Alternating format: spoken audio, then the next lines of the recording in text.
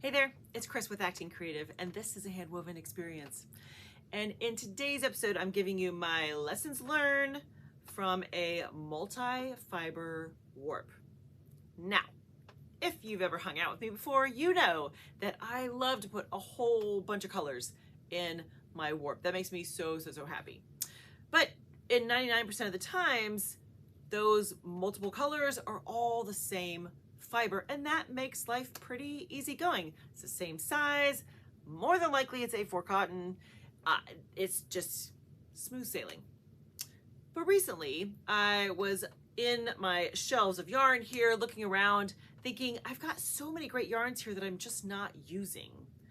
And what if I created a project where I took 6 random blues and they became the warp in a project? What happens? I gotta be honest, I don't work with multiple fibers in a warp very often, so this has been a lot of a learning curve. Thus, I'm bringing you this episode. So let's start with the very first lesson right out of the gates. Use a warping paddle. Now, here's what you should know. I don't currently have a warping paddle. However, as I was midway through measuring my warp yarns and then trying to get them into my reed, there was multiple times I thought, oh, this really needs a warping paddle. Let me explain. A warping paddle looks like this. If you took like a chunk from a heddle from a rigid heddle loom with the slots and the holes, if you took a piece of that and you put it into a handheld device, that is a warping paddle. And its job is pretty brilliant. You can put in then your however many ends of your warp that you're going to repeat over and over again, and you can separate them because of the slots and the holes. So as you're standing at the warping board, then you can easily keep them in order and wind them to the same length. It's brilliant. Did I have a warping paddle? No, didn't. So I struggled to get those 6 yarns all in the order that I wanted, to the same length and in order. And to make matters a little more complicated, I am a weaver who dresses my loom from front to back. So the minute it comes off the warping board, it goes into the reed. I slay the reed as my second step. And then I thread the heddles, then I wind it on. So trying to organize the rat's nest and get it into the reed was, oh friends, there was a lot of swearing. Let's just say that. So my first big lesson is that if you're going to be doing projects with multiple fibers in your warp, a warping paddle can be your absolute best friend. It'll just make life a lot easier. Here's the next lesson that I've learned already. By the way, I've woven exactly 1 inch of this project so far, and already I had to stop and make an episode for you because there's been so much happening. Point number 2, lesson number 2, is to give your yarns more room in the reed. Let me explain. For my floor loom here, I have 2 different size looms. I have a 12 dent and I have an 8 dent. When you hear someone talk about reeds like that, that means 12 dent reed has 12 spaces in 1 inch. 8 dent has 8 spaces in 1 inch. Now, as I was looking at my yarns, I had to decide about the ends per inch, the spacing, how close or how far apart they were in the warp here. And I have some yarns that are nice and chunky and some are pretty fine. So I kind of split the difference and I opted for 12 ends per inch. That was going to be the spacing for my project. Works out great. I have a reed that is 12 dent. Awesome. That's what I was thinking. Not so fast. Here is what I have found is that it would have been better if I used the reed that had bigger spaces, that had the 8 dent, so it's just more room. One of the yarns, look at this little dude right here. Look at the craziness. I love the little slubs like this. They're fantastic. However, you want them to move through the loom as smoothly as possible so they don't ever snag. You're always trying to avoid breaking a warp yarn. And like I said in the beginning, so hopefully that doesn't happen.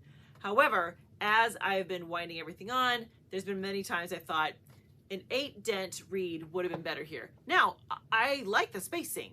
I would have still kept it at 12 ends per inch, but 8 dent reed, that would have been better. You know, live and learn.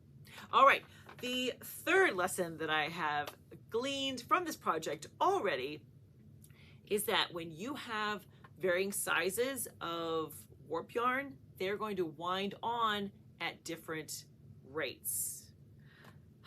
Science. So here's what that means. Let me give you an example. This is one of the yarns that I use, this light blue, nice and chunky, love it. Here's another one of the yarns that I used, this kind of turquoise, much finer. Can you see the variation in size there? So very different sizes. So as I am winding all my yarns onto the beam of my loom, I'm noticing that they are not finishing up at the same time. And turns out, physics. So when you have a very chunky yarn, it is going to wind on at a faster rate than a tinier yarn. Now, I tried to do a little kind of example so you could see what this looks like. Friends, this is by no means any kind of official scientific experiment, but take it all with a grain of salt. This is what happened. So I took those two yarns that I just showed you and I taped them to an empty tube that I had laying around. I taped them in exactly the same spot, and then I naturally wound them on together. And as you can see, the chunky one just finishes up faster, even though they were measured to exactly the same length. They were both measured to 36 inches. When you wind them on, it's just the way the bigger one is just going to finish up faster. Now, my project here is pretty short, so that is not the end of the world. However, it's a good thing to keep in mind if you're doing a warp with different fibers that's going to be a lot longer, is that you need to kind of compensate for that somehow, because they are not going to wind onto the beam at the same rate. And in my head, I kind of knew that, but to see it in action was really pretty startling. I was like, oh, the chunky yarns are much shorter than the fine yarns. And isn't that interesting? So, even though I have just started weaving, I've learned so much from this project. I'll recap. Lesson number 1 is to use a warping paddle. Honestly, that would save so much heartache. Lesson number 2 is to use a reed that has wider spacing. You don't have to change the set of your project. Just give yourself that extra room for the yarns to move around.